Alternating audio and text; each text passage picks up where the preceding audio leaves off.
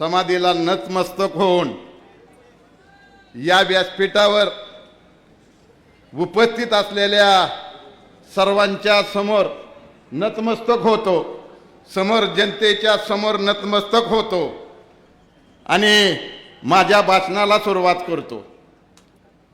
आज आपण या व्यासपीठावर उपस्थित असलेले आमचे मार्गदर्शक आणि आमचे मित्र आणि मार्गदर्शक आदरणीय दशरथदादा माने, त्याचप्रमाणे दुसरे मार्गदर्शक श्री भरत शेठ शाह, विलासांना माने, कांतीलाल झगडे, बाबासाहेब चौरे, नूतन मार्केट कमिटीचे नूतन चेअरमन तुषारजी जाधव, उपसभापती मनोहर ढुके, शकील सय्यद, आमचे मार्गदर्शक मोहोळकर आबा, काँग्रेस पक्षाचे अध्यक्ष आबासाहेब निंबाळकर, दत्तात्रय फडतरे, उपस्थित सर्व पत्रकार बंधू आणि भगिनींनो, आमच्यावरती प्रेम करणारे वडीलधारी मंडळी, आमच्या माता भगिनींनो, उपस्थित असलेले सर्व तरुण सहकारी आणि मीडियाचे समोर पत्रकार, मी आपल्याला प्रथमतः दिलगिरी या ठिकाणी आलो। परवाची सभा या ठिकाणी झाली, दादाच्या भाषणानं योगायोगाने त्या सभेचा काहीतरी वेगळा उल्लेख झाला, प्रचंड मोठी सभा झाली असे म्हणले आणि त्यांनी 1000 खुर्ची परत आणायला सांगितली आणि रवी कासारला विनंती करायची होती आम्हाला। त्यांची व्हिडिओ क्लिप व्हायरल झाली होती। एवढा मोठा मंडप या ठिकाणी टाकलाय की माझ्या आयुष्यात पहिल्यांदाच मंडप टाकलाय, तोच मंडप ठेवला आम्ही आणि खुर्ची फक्त आम्ही वाढवली। हा तर आता पाहिलं, मी रात्री रवी कासारांना बोलवून घेतलं, इकडे बसलेत ना लोक, हा मंडप हे गाड्या लावाय ठेवलेला होता, काही बोलायची वेळ आली, 10 वाजता कार्यक्रम चालू होण्याच्या अगोदर मला आता या निवेदकाने या ठिकाणी दाखवलं की पाठीमागं खुर्च्या मोकळ्यात, या पॅचेसमध्ये माणसं बसलेत, व्यासपीठावर खाली माणसं, आम्ही खाली बसलो, समोर माणसं आहेत। आत्ता तुम्ही हेडिओ शूटिंग काढा, बरोबर आहे का ना लवडे साहेब? तुम्ही जरा काढा प्लीज आणि ती व्हायरल करा। होती का परवा एवढी लोक? होती का एवढी लोक? नव्हती। ह्याचं उत्तर नाहीये, हा प्रश्न ह्याचा आहे, हा प्रश्न काय जनतेचा आहे। खरं पाहिलं तर गेल्या 8-10 दिवसापासून या इंदापूर तालुक्यामध्ये वेगळ्या चर्चा चालू होत्या। शेवटी भैयानं सांगितलं, काम तर आम्ही रोखठोक करणार आहे आणि 100% गॅरंटीनं आम्ही काम करणार आहे। पाण्याचं असू द्या, नोकरीचं असू द्या, तरुणाचं असू द्या, शिक्षकांचं असू द्या, अंगणवाडीचं सेविकाचं असू द्या, अरे ज्याच्या हातात धमक असते ते कामं करतो। अधिकारी या तालुक्यातला कसा काम करत नाही हे सुद्धा आम्ही बघतो। परंतु लोकांसमोर काय गोष्टी क्लिअर झाल्या पाहिजे, त्या लोक हे ऐकाय आलेत। या इंदापूर तालुक्यामध्ये 8 दिवसामध्ये काय घडामोडी घडल्या, लोकसभेच्या निवडणुकीमध्ये कुणी प्रामाणिकपणे काम केलं, या व्यासपीठावर वेगळं बोललं गेलं की कुणी म्हणतंय महिनाभर 1.5 महिना अगोदर आम्ही प्रामाणिक काम केलं, कुणाचं केलं ते त्यांना माहित नाही। व्यासपीठावर आल्यानंतर काय म्हणाले, काय म्हणाले, ती कसली असती, महागड्ड शिक्का मारती का पुन्हा मारती? अरे हे प्रवृत्ती नसली पाहिजे। ज्या भाऊंनी या तालुक्यामध्ये राजकारण केलं, घोलप तात्यांनी केलं, गोकुळ शेठ शहानी केलं, या ठिकाणी तात्याराम बापूंनी केलं, गणपतराव पाटील बापूंनी केलं, त्याचप्रमाणे बाबासाहेब पाटलांनी केलं, आवठे साहेबांनी या ठिकाणी नेतृत्व केलं, भैयांनी नावं घेतली ती सगळ्यांची नावं, सगळेच लोकांनी या ठिकाणी नेतृत्व केलं। ते जर असते तर आज त्यांनी काय केलं असतं, ह्या माणसाला काय केलं असतं सांगा तुम्ही? आणि म्हणून मला सांगायचं मित्रांनो, अशा गोष्टी जबाबदार म्हणून आपण 20-25 वर्ष राजकारणामध्ये काम करतोय. माझं त्यांचं नातं आहे. काय नातं आहे? मामा भाच्याचं नातं आहे. आता मामा भाच्याला फसवतोय का भाचा मामाला फसवतोय ही लोकांसमोर आलं पाहिजे. आलं पाहिजे का नाही? आता मला बघा, एका मामानं फसवलं आणि एका भाच्यानं फसवलं. फसवलंय का नाही? फसवलंय ना, गंडावतोय काय सांगतो. 2014च माहिती पाहिजे. 2.5 वर्ष अगोदर मला सांगितलं गेलं, हे क्लिअर झालं पाहिजे पहिल्यांदा. हे ऐकण्यासाठी तुम्ही आलाय का नाही? हो. 2014च्या अगोदर 2.5 वर्ष मला सांगितलं, आप्पासाहेब मी काय लढणार नाही, तुम्हालाच लढावं लागेल. पत्रकारांनो, नीट बातमी द्या, व्यवस्थित द्या.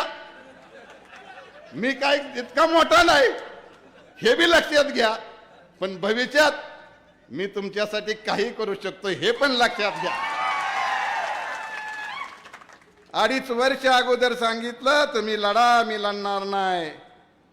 4 दिवस झाल्या अगोदर फॉर्म भरायचं राहिलं. मी त्यांच्या पुण्याच्या फ्लॅटवरती गेलो. मी त्यांना विचारलं, काय हो म्हणला, तर तुम्ही मला तर 2.5 वर्ष हे करायला लावलं होतं. ते म्हणले, आप्पासाहेब मी लय पळालोय. अरे बाबा, तुम्ही पळालय तर 2.5 वर्षात आम्हाला का पळवलं? ते म्हणाले, नाही आता मलाच उभा राहायचंय. राहावा. आमची समजूत काढली. 4 दिवस नाराज झालो. आमची पवार साहेबांनी, सुप्रियाताईंनी, श्रीनिवास बापूंनी, सुनंदा वहिनींनी, राजू दादांनी, सर्व पवार फॅमिलीचं मी ऐकलं या ठिकाणी आणि त्यांचं काम प्रामाणिकपणे केलं. तुम्ही केलं असतं का हो मित्रांनो? तुम्हाला जर एका मित्राने शब्द दिला की तुम्ही लढा किंवा तुम्हाला मी पुण्याला नेऊन सोडतो, तर दुसऱ्या दिवशी त्या संग बोलता का हो तुम्ही? नुसतं बाबा असा इंदापूरमधनं मी पुण्याला सोडतो म्हणला आणि त्या मित्रांना जर नाही सोडलं तर तुम्ही बोलत नाही. ती गोष्ट पचवली की हो मी? पचवली का नाही निरखंड? पचवली ती गोष्ट. त्यानंतर 2014ची निवडणूक झाली, आमदार झाले. ठीक आहे, तुमच्या सर्वांच्या सहकार्यानं झालं. जनतेचा आशीर्वाद त्यांना मिळाला. 2019 आली. 2019ला बी 14ला बी मी साहेबांकडे 4 चक्रा मारल्या असतील, सुप्रियाताईकडे 4-5 चक्रा मारल्या असतील, अजितदादांकडे चक्रा मारल्या, परंतु 2014ला बी नाही आणि 2019ला बी नाही. आम्हाला वाटलं बाबा आपलं काय खरं नाही, आपण जनतेची सेवा करू शकत नाही, तर आता काय केलं पाहिजे? तर आम्ही आपला निर्णय घेतला. त्या ठिकाणी मोहिते पाटील साहेबांनी आम्हाला, विजयदादा, रणजितसिंह मोहिते पाटलांनी त्या ठिकाणी बोलवून घेतलं 19ला. आता बाकीच्या गोष्टी बोलायच्या नाहीत. लोक म्हणत असतील मी काय, तर त्यावेळेस बी मला काय मिळलं असतं, पण मी निर्णय घेतला की या तालुक्यात आता हे ठीक आहे, ह्याच्या 10 वर्षामध्ये ह्यांच्यामध्ये काहीतरी फरक पडला असेल, सुधारणा झाली असेल. 5 वर्षे हे घरी बसलेले होते, बरं आहे का? आणि विश्वास दिला माझ्यासारख्या भोळ्या बाबड्या एका कार्यकर्त्यांनी. मी शेवटी विश्वासाला मी बऱ्याच वेळा बळी गेलोय. विश्वास दिला त्या ठिकाणी. चला बाबा, विजयदादांवरती विश्वास देऊया, आपण त्यांच्या शब्दाला किंमत देऊया. आपण शिवरत्न बंगल्यावरती घेतलोय, मोठ्या नेत्यांच्या दारात आपण बसलोय. विश्वास दिला, चर्चा झाल्या. कांतीलाल झगडे येत आहेत, आबा पाटील या ठिकाणी असतील, अनेक लोक साक्षीदार त्या ठिकाणी होते. यावेळेस मला मदत करा, पुढच्या वेळेस मी तुम्हाला मदत करतो, आपण अशा पद्धतीनं राजकारण करू. झालं गेलं 2.5 वर्ष, त्यातला वर्षभराचा काळ दादा, कोविडचा 1.5 वर्षाचा काळ गेला. निवडणूक लागली कारखान्याची निवडणूक लागल्यानंतर मला वाटलं या कारखान्यामध्ये भाऊंची मुलगी पद्माताई त्या ठिकाणी असली पाहिजे, भरत शेठ सारखा प्रामाणिक माणूस त्या ठिकाणी असला पाहिजे. मी रात्री पद्माताईला त्या ठिकाणी फोन केला ताई तुम्हाला माझी विनंती आहे, इंदापूर तालुक्याची नाळ तुमची तुटेल. भाऊंनी उभा केलेला कारखाना आहे, जर तुम्ही त्या कारखान्यावरती नाही गेला तर खऱ्या अर्थानं लोकांचा विश्वास उडेल. त्यांनी मला एक अर्धा तास मी त्यांच्याशी बोललो. अर्ध्या तासाने त्यांनी मला सांगितलं, आप्पासाहेब मी संध्याकाळी जरा विचार करते आणि मी सकाळी मी सकाळी उठून भरत शेठना फोन केला, मुकुंद शेठना फोन केला. ते म्हणले मी भाईंना विचारून सांगतो, म्हणजे गोकुळ शेठना, बरोबर आहे का? हां. त्यानंतर माझ्या घरी महाळ होते, माझ्या चुलत भाऊचं भरणी वर्षात होतं, बबलू, बरोबर आहे का? आहे का तुझ्या आठवणीत? म्हणजे 5 वर्षाचा सुद्धा माझ्या लक्षात आहे. आणि त्या ठिकाणी मला वेळ लागला, तोपर्यंत मला या ठिकाणून बरंच शेठ नाही संदेश शहांचा फोन आला की आप्पासाहेब तुमच्याबरोबर भाई बोलायचे म्हणतात, म्हणजे गोकुळ शेठ त्या ठिकाणी बोलायचे म्हणतात. आणि म्हणून मी त्यांना म्हणलं की फोनवर न बोलता एवढ्या मोठ्या माणसाची फोनवर कसं बोलायचं, मी तुमच्या घरी येतो. आणि त्यांच्या घरी गेलो आणि घरी जाऊन मी त्यांना विनंती केली की हा कारखाना जिवंत राहिला पाहिजे, हा शेतकरी त्या ठिकाणी जगला पाहिजे आणि तुम्हाला तुमच्या पुतण्याला त्या ठिकाणी उभाच करावं लागेल. त्यांनी मला हात जोडून विनंती केली की आप्पासाहेब आम्हाला लय त्रास भोगावा लागलाय. हो जाऊ द्या, भोगलाय, अजूनही थोडा भोगा आणि माझ्या विनंतीला मान द्या.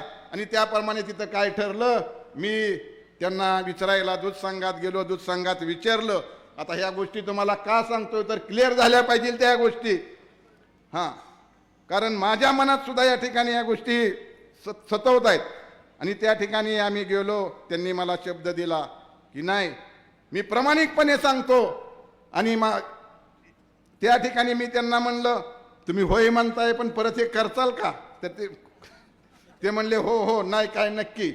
6 महिने मागं लागलो, तो आबा पाटील साक्षीदार आहे त्या ठिकाणी. 6 महिन्यानंतर ह्या भाऊंच्या पुतळ्याला आम्ही हार घातला आणि आम्ही वरती जाऊन बसलो होतो. त्यांना फोन लावला, भाऊ म्हणलं ही लास्टची मुदत आहे, आम्ही काय त्या ठिकाणी 8 दिवसामध्ये ह्यांचा सहीचा अधिकार दिला पाहिजे. हो हो म्हणले. मी 10 दिवस वाट पाहिली आणि त्यांना लांबूनच माझ्या एका भाच्याला सांगितलं, जाऊन त्यांना माझा रामराम सांग, तुम्ही जर असे लबाडी करणार असेल तर मला तुमच्याशी बोलायचं नाही, त्यांचं माझं भांडण नाही, पण मी त्यांच्याशी बोलत नाही. आता विषय येतो की उद्याच्या तिकिटाचा झालेल्या ह्याचा वाचतोय. पाहता तुमचं आमचं नातं आहे, वयानं तुम्ही मोठं आहे, नातं माझं मोठं आहे, बरोबर आहे का? वयानं तुम्ही मोठं आहे, नातं माझं मोठं आहे. आणि म्हणून त्यांनी या ठिकाणी यायला पाहिलं होतं, आम्हाला म्हणायला पाहिलं होतं. आमचं महिनाभर प्रयत्न चाललेत. या ठिकाणी आमचे पवार साहेबाची बैठक झाली, जयंत पाटलांची बैठक झालेली आहे. काय करायचं? ठीक आहे, आपलं नातं होतं, तुम्ही शब्द दिला होता, तुम्ही नात्यानं छोटा आहे, नात्यानं मी मोठं होतो, तरी पण मी ते स्वीकारलं असतं, बरं आहे. कार्यकर्त्याची विचार केला असता, जाऊ द्या माझ्या अन्याय अजून बी होऊ द्या, हा सुद्धा विचार केला असता. पण तुम्ही तशा प्रकारे आम्हाला विचारलं नाही. आज तुम्ही ऐकत असताल, टी व्ही समोर असाल, मोबाईल समोर असाल, ही दोन्ही बी लोक माझं भाषण ऐकत असतील, बरोबर आहे. शेवटी ह्याच्यामध्ये काहीतरी झालं असतं, पण लोकांचा समज असेल की बाबा आम्ही कुठं चुकतोय. मित्रांनो, कुठं चुकत नाही. 25-30 वर्ष झालं या तालुक्यामध्ये काम करत असताना माझी कुठं चूक झाली का? जिल्हा बँकेवरती काम करतोय, स्वतःच्या पदरच्या ह्याच्यातून करतोय, मी काय एवढा मोठा नाही. एक उदाहरण सांगतो. परवा माझ्या मुलाचा वाढदिवस होता, त्याने त्याच्या मम्मीला फोन केला, मम्मी मी दुसऱ्या पोरांपेक्षा खाजगी गाडीमध्ये जातोय, बाकीची पोरं माझ्याकडे बघतायत, पप्पाला तेवढं वाढदिवसाला गाडी घ्यायला लाव की.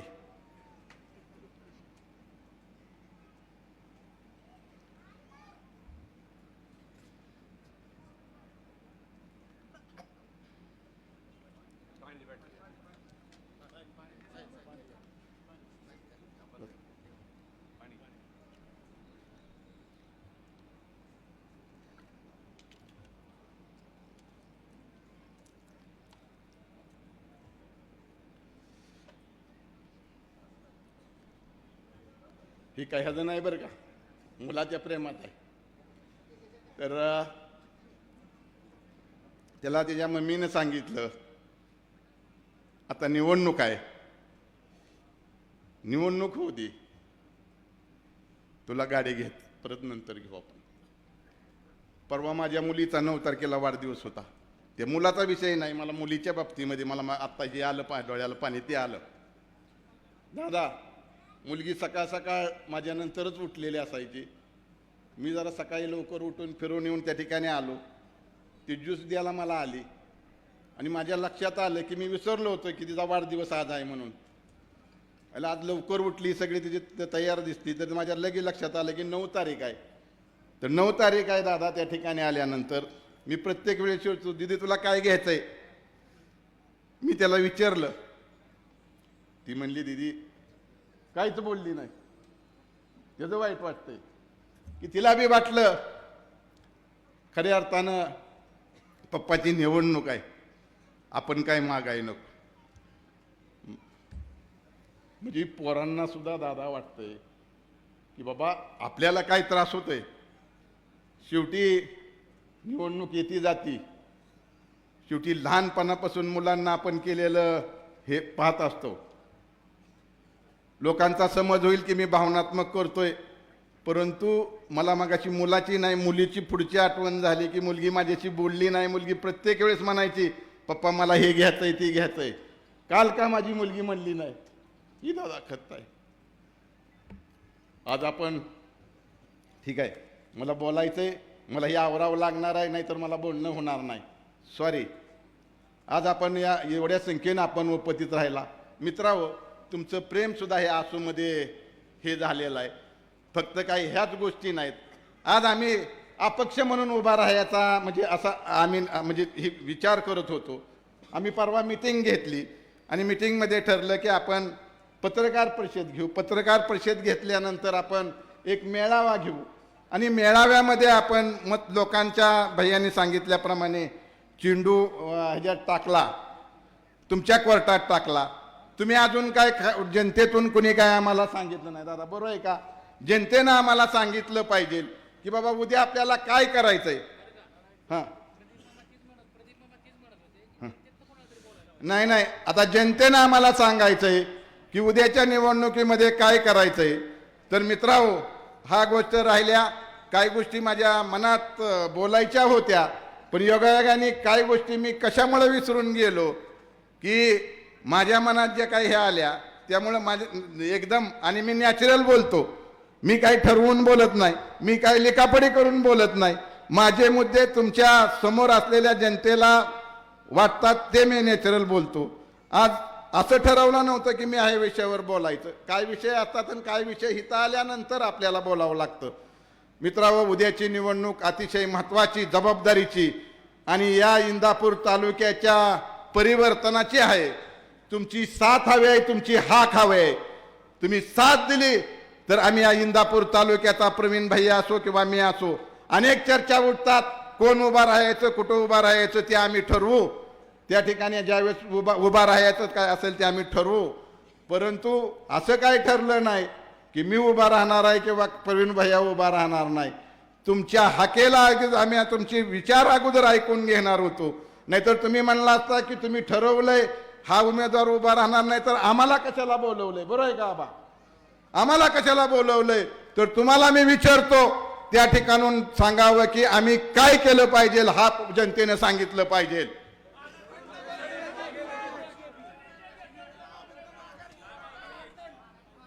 इकडे महिलांचा आवाज येत नाही. काय आमचं चुकलंय का?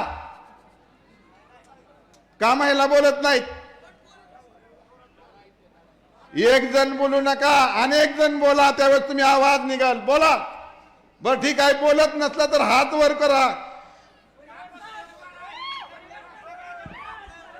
हा ठीक आहे.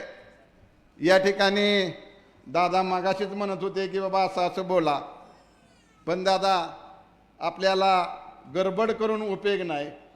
आज एवढ्या मोठ्या संख्येनं इंदापूर तालुक्याच्या इतिहासामध्ये एवढी संख्या कधी जमली नसेल, तेवढं प्रेम आणि तुमचा एवढा आशीर्वाद तुम्ही आम्हाला दिलेला आहे.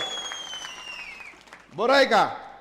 मी पवार साहेबांना विनंती करतो, माझी बहीण सुप्रियाताईंना विनंती करतो, या तालुक्यामध्ये जर तुमचं प्रेम असेल, या तालुक्याच्या जनतेनं तुम्हाला कोणी कार्यकर्त्यांना असताना 26,000चं लीड दिलं, या जनतेवरती प्रेम असेल तर तुम्हाला उद्या निर्णय बदलावा लागेल आणि ते बदलावाच लागेल.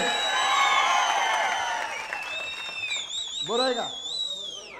हा, का निर्णय बदलू शकत नाहीत हे सुद्धा गोष्ट लक्षात घ्या. काय ह्या माणसापाशी दडलंय हो?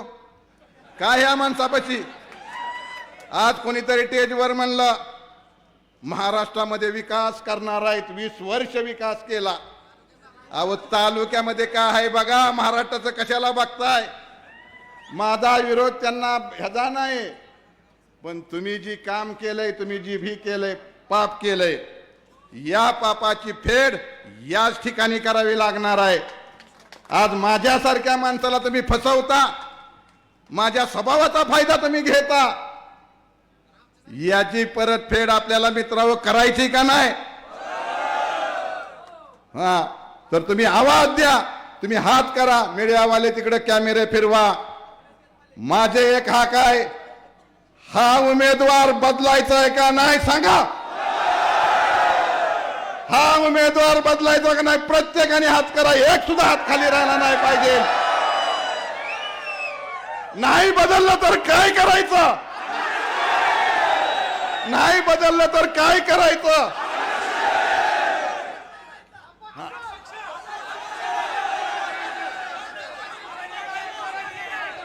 ठीक आहे, सगळ्या गोष्टी होणार आहेत. ही गोष्ट इंदापूर पुरती नाही, ही गोष्ट इंदापूर पुरती नाही. हितलं मवाळ महाराष्ट्रात उठणार आहे, हे मवाळ महाराष्ट्रात उठणार आहे. इंदापूरची बंडखोरी परवडणारी नाही, नाही परवडणारी. ही बंडखोरीचा आवाज सर्वसामान्य जनतेचा आहे, समोर बसलेल्या महिला भगिनीचा आहे, या तरुण सहकार्याचा आहे, वडीलधारी माणसाचा आहे. हा आवाज कोणी थांबवू शकत नाही. थांबवू शकतोय का आवाज? नाही थांबवू शकत. संपूर्ण महाराष्ट्राला खिळखिळ लागेल, ही गोष्ट लक्षात घ्या. कारण इमानदारी ही महत्वाची असते, प्रामाणिकपणा महत्वाचा असतोय, ते आमच्यामध्ये आहे. आणि प्रामाणिकपणाचे ज्यावेळेस लोक साथ येतात, ते प्रामाणिकच माणसं देतात. या इंदापूर तालुक्यातला माणूस प्रामाणिक आहे, कुणच्या दबावाला बळी न पडणार आहे. नेता नसताना सुद्धा सुप्रियाताईंना 26,000 मताचं लीड देणारा हा तालुका आहे, ही सुद्धा गोष्ट लक्षात घ्या.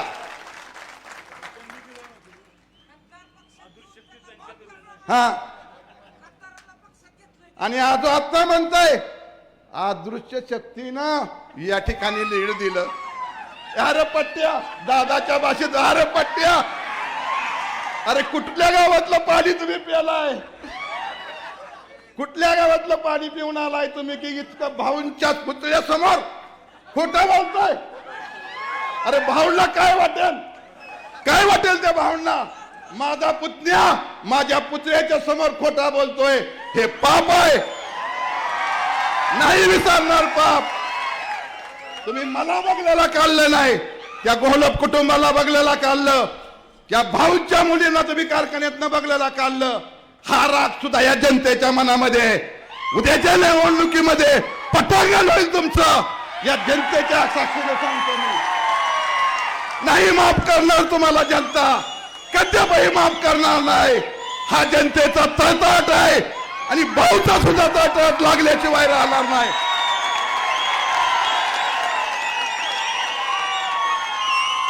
आज या ठिकाणी जरूर, या ठिकाणी जरूर आपण सर्वजण आमच्यावरती प्रेम करून या ठिकाणी आला, आमच्या विनंतीला मान ठेवून या ठिकाणी आला.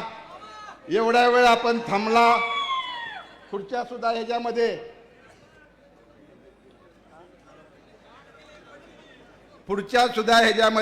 तुमची साथ हवे, तुमचा आशीर्वाद हवाय. उमेदवार कोण हा महत्वाचा नाही, या तालुक्याचा विकास महत्वाचा आहे. बरोबर आहे का? विकास विकास रंची काय तिथं समोर. कुणी बी उठू नका. माने दादा आपल्याला हे करणार आहेत आणि तुमच्या मनात ज्या गोष्टी आहेत, काही शंका आहेत, असं काही त्या ठिकाणी आम्ही सगळे दादा या ठिकाणी थोडं 5 मिनिटं थांबा. दादा या ठिकाणी बोलणार नाहीत.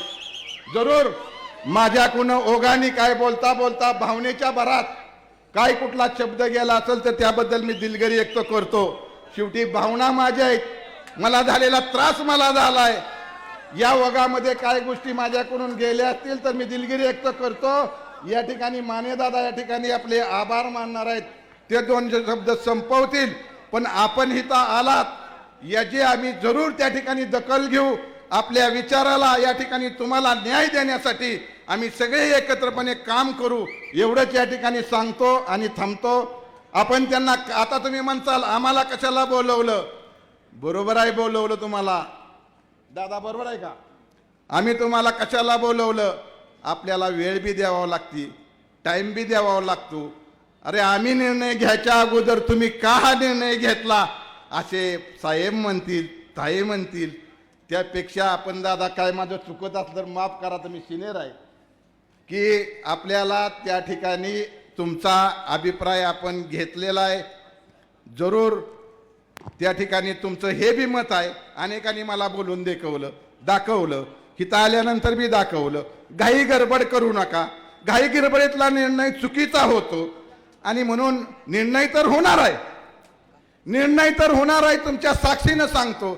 या तालुक्यामध्ये परिवर्तन घडवण्यासाठी आपल्याला निर्णय घ्यायचाच आहे आणि तो ठरलेलाच हा निर्णय. म्हणजे तुमच्या साक्षीनं सांगतो की तुम्ही आता सांगितल्याप्रमाणे तो निर्णय आम्हाला करावा लागणार आहे. परंतु तुम्हाला दादा मी थोडं जरा तुमच्या बी आवड बोलतो की आपल्याला शेवटी अजूनही काही लोकांचं आता असं झालंय, काही लोक आम्हाला म्हणली दादा जरा थांबा की आम्हाला अजून काय भीती वाटते, काय होते अजून त्यांचं बी, त्यामुळं त्यानंतर आम्ही तुम्हाला सांगू असं म्हणतात का नाही. तर लोकांनी आज या ठिकाणी आलेली संख्यापेक्षा जास्त लोक आले असती, परंतु अजून आमचा बी निर्णय काय तुमच्या सांगितल्याशिवाय आमचा बी निर्णय होऊ शकत नव्हता. बरोबर आहे का भैया? आणि तो निर्णय घेण्यासाठी म्हणून शेवटी सगळेजण या ठिकाणी तुम्ही ऐकण्यासाठी आला होता. निर्णय काय असा विषय, फक्त निर्णय हा विचारात घेतल्यानंतर या ठिकाणी सगळ्यांची चर्चा झाली का? आमची नाही झाली ना? झाली का कुणाची जास्ताची चर्चा? तर त्या पद्धतीनं आम्ही बसून त्या ठिकाणी सगळ्यांची चर्चा करून आता माझा थोडा हे होतोय म्हणजे हां. तर आपण या ठिकाणी आला त्याबद्दल मी आपल्या सर्वांचं सरसे स्वागत करतो. मी आपलं एवढं बी आभार व्यक्त करतो.